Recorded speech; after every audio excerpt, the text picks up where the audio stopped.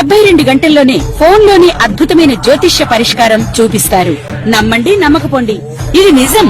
శ్మశాన కాళి రుద్ర చౌడీదేవి ఆరాధకులు నంబర్ 1 వశీకరణ స్పెషలిస్ట్.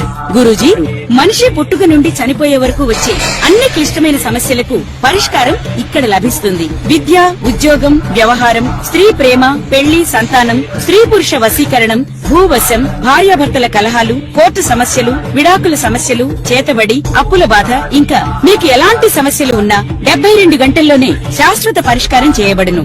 శ్రీమాత్రే నమః. శ్రీ గురుభ్యో నమః. ద్వాదశ రాశుల వారికి కూడా ఈ యొక్క శ్రావణ మాసంలో ఎలా ఉండబోతుంది, ఏ రాశి వాళ్ళు ఏ రోజున ఎలాంటి మంత్రం చదువుకుంటే మంచిది అన్న విషయాన్ని ఇప్పుడు మనం తెలుసుకుందాం. శ్రీమాత్రే నమః. శ్రీ గురుభ్యో నమః. తదుపరి వృషభ రాశి. వృషభ రాశి వారికి సంబంధించి శ్రావణ మాసంలో ఎలా ఉండబోతుంది, ఎలాంటి విశేషమైనటువంటి సత్ఫలితాలు పొందవచ్చు అనేటువంటి విషయాన్ని ఇప్పుడు తెలుసుకుందాం. వృషభ రాశి వారికి రాష్ట్రాధిపతి శుక్రుడు, అంటే లక్ష్మీదేవి యొక్క ఆరాధన మంచిది కాబట్టి ఎవరికైనా మీ ఇంట్లో ఉన్న వారికి వరలక్ష్మి వ్రతాలు చేసుకునేటువంటి గనక ఉంటే గనక తూచా తప్పకుండా వరలక్ష్మి వ్రతాలు చేసుకోండి. ఈ వరలక్ష్మి వ్రతాలకు సంబంధించి ప్రత్యేకంగా 5 దారపుల తోరణములతో మీరు విశేషంగా పూజ చేసుకోవాలి. 5 పిండి వంటలతోని పూజాది క్రతువులు ఆచరించాలి. 5 ముత్తైదులకు వాయనం ఇవ్వాలి. ఎందుకు ఇది ఇలా చేస్తారంటే సంతానం లేని వారికి సంతానం కలుగుటకు, వివాహం కాని వాళ్లకు వివాహం జరుగుటకు ఈ యొక్క వరలక్ష్మి వ్రతాన్ని ఆచరింప చేయడం విశేషంగా వస్తుంది. ఈ వ్రతాలు చాలా వరకు కూడా కృష్ణ పరమాత్మ ద్రౌపదీదేవికి, అలాగే నారద మహామునీశ్వరులు ఈ యొక్క అనసూయకు చేయించినట్టుగా, సతీ సావిత్రికి చేయించినట్టుగా పురాణ ఇతిహాస గ్రంథములలో నిక్షిప్తం చేయబడి ఉన్నది. విశేషంగా ఈ యొక్క మాసమునందు కృష్ణాష్టమి రోజున, అలాగే రాఖీ పౌర్ణమి రోజున గోపూజ, గోసేవ చేయడం చాలా మంచిది. అలాగే గోవుకు గాసం ఇవ్వడం. చాలా మంది గోవుకు గాసము, గోసేవ అంటే ఏముందండి 6,000 తీసుకెళ్ళి ఇచ్చేద్దాము, వారికి ఏదో ఒక గాసం పెడతారు అని అంటూ ఉంటారు. ఎట్టి పరిస్థితుల్లో గోసేవ అంటే ఆవుని మనమే స్వయంగా నీళ్లు పోసి కడగడం కానీ, గోశాలంతా కూడా శుభ్రం చేయడం కానీ, గోమయం ఏమైనా ఉంటే కొంత తీసుకొని వెళ్ళి వీలైతే ఆ గోమయంతో చిన్న చిన్న కప్పుల్లాగా చేసి దాంట్లో ఊదు వెలిగించుకోవడం కానీ చేయడం వల్ల మంచి సత్ఫలితాలు పొందవచ్చు. కాబట్టి ఈ శుక్రుడు రాష్ట్రాధిపతిగా ఉన్నటువంటి వృషభ రాశి వారు ఈ విధంగా చేసుకోవడం వల్ల విశేషమైన సత్ఫలితాలు పొందవచ్చు. అలాగే అన్ని వర్గాల వాళ్ళు, అన్ని రాష్ట్రాల వాళ్ళు ఎలాంటి రెమెడీస్ చేయాలి, ఎలాంటి మంత్రపఠనం చేయాలనే విషయాన్ని ఇప్పుడు మనం తెలుసుకుందాం. విద్యార్థులు, గృహిణులు, సినీ రాజకీయ రంగాల వాళ్ళు, ఉద్యోగస్తులు, వ్యాపారస్తులు, రైతులు, చేతి వృత్తులు చేసుకునేటువంటి వాళ్ళు అందరికీ సంబంధించి శ్రావణ మాసంలో మనకు శ్రావణ మాసం అనేటువంటి పేరు ఉంది కదండి. ఆ పేరు ఎలా అంటే ప్రతి సంవత్సరం కూడా, ప్రతి నెలలో కూడా పౌర్ణమి రోజున ఏ నక్షత్రం అయితే వస్తుందో ఆ మాసంగా పేరు వస్తుంది. చిత్తా నక్షత్రం పౌర్ణమి రోజు వస్తే చైత్రమాసం, అలాగే విశాఖ నక్షత్రం కనుక పౌర్ణమి రోజు వస్తే వైశాఖ మాసం, అలాగే శ్రవణ నక్షత్రం పౌర్ణమి నాడు వస్తే అది శ్రావణ మాసం. ఈ శ్రావణ మాసం జూలై 25వ తారీఖు నుండి ప్రారంభమవుతుంది. ఈ జూలై 25వ తారీఖు నుండి కూడా ప్రారంభమైనటువంటి ఈ యొక్క శ్రావణ మాసంలో ప్రత్యేకంగా మనం వీలైతే శివకేశవుల యొక్క ఆరాధన చేయాలి, లక్ష్మీదేవి ఆరాధన చేయాలి, అలాగే గౌరీ స్వరూపంగా ఉన్నటువంటి అమ్మవారికి కూడా ఆరాధన చేసుకోవాలి. ముఖ్యంగా ఈ సంవత్సరంలో, ఈ నెలలో ప్రత్యేకమైనటువంటి, అంటే జూలై 25 నుండి ఆగస్టు 25 వరకు కూడా ప్రత్యేకమైనటువంటి పర్వదినాలు ఉన్నాయి. ఉదాహరణకు రక్షాబంధనం, అంటే రాఖీ పౌర్ణమి, అలాగే దాన్ని జంధ్యాల పౌర్ణిమ అని కూడా అంటారు. ఈ పౌర్ణమి నాడు నార్త్ ఇండియా సైడ్ విశేషంగా ఎన్నో పూజలు చేసుకుంటారు. అవి ఏంటో అని కూడా ఇప్పుడు మాట్లాడుకుందాం.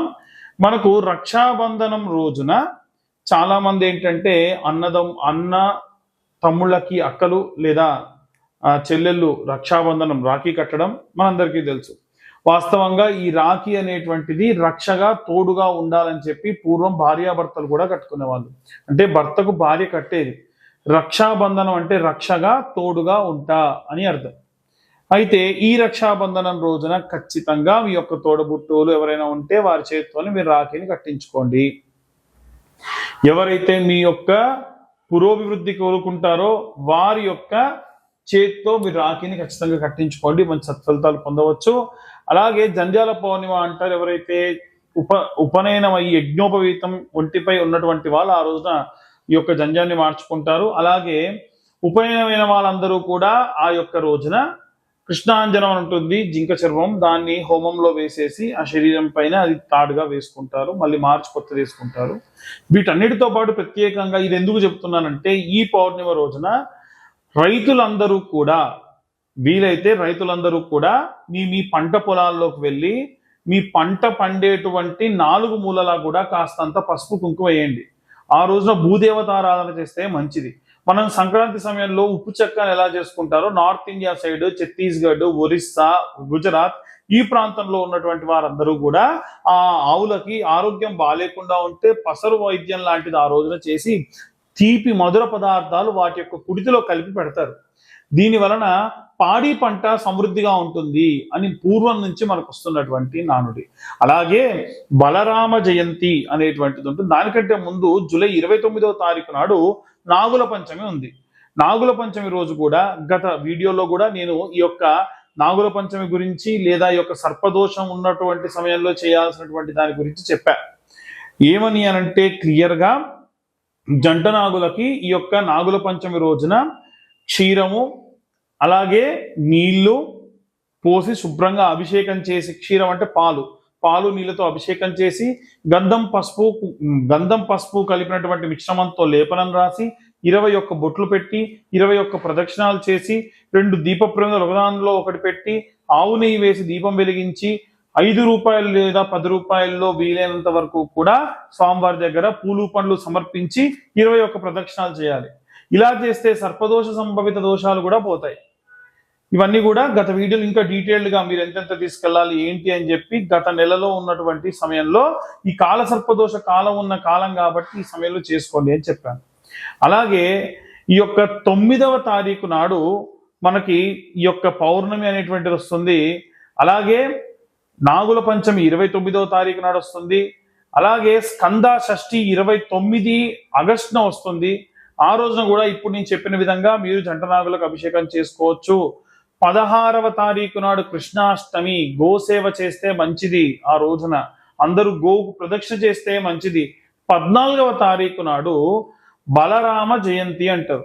ఆరోగ్యంగా లేని పిల్లలు ఎవరైనా ఉంటే ఆ యొక్క పిల్లల చేత్తోని నాగలికి కంకణం కట్టించి ఆ నాగలి మధ్యలో నుంచి పిల్లల్ని తిప్పుతారు. ఈ యొక్క కృష్ణాష్టమి రోజున ఆవు కింది నుంచి పిల్లల్ని తిప్పుతారు. ఇలా చేయడం వల్ల ఆరోగ్యం బాలేకుండా ఉన్న వారందరి యొక్క ఆరోగ్యం కూడా కుదుట పడుతుంది.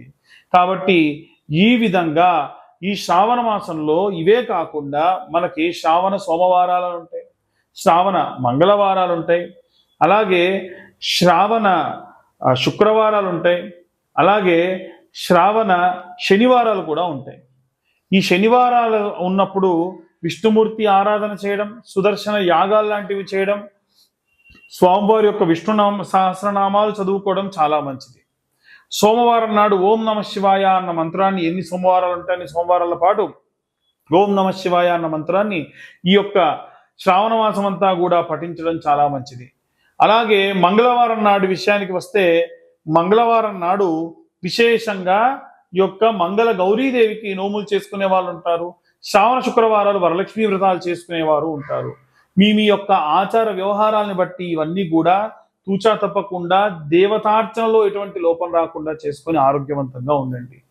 చాలా మంది ఇవాళ రేపు కనుదిష్టి, విపరీతంగా దిష్టి, అక్కసు వెళ్ళబుచ్చుకోవడం, ఫలానా వాడు ఇంత సంపాదిస్తున్నాడు అంత సంపాదిస్తున్నాడు నాకు ఆ యొక్క సంపాదన రావట్లేదు అనేటువంటి అక్కసు వెళ్ళబుచ్చుతూ ఉన్నారు.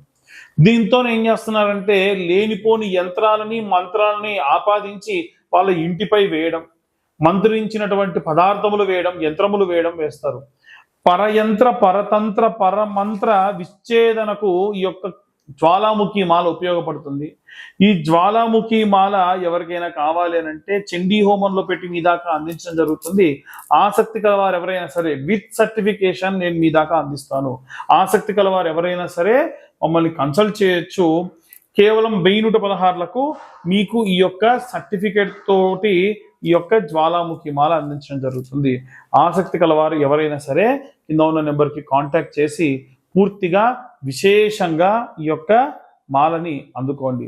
మా ఛానల్ వాళ్ళు మీ దాకా రీచ్ అవ్వడానికి ఎన్నో రకాలైనటువంటివి పరిశోధనలు చేసి ఏ రెమెడీస్ మీకు చెప్తే బాగుంటుంది అనేది మా ద్వారా రాయించుకొని పదే పదే ఈ ప్రాబ్లంతో ఉన్న వాళ్ళు ఉంటారు గురువు గారు, ఫలానా ప్రాబ్లంతో ఉంటారు అని చెప్పి మీ దాకా అన్ని కూడా చెప్పిస్తూ ఉన్నారు.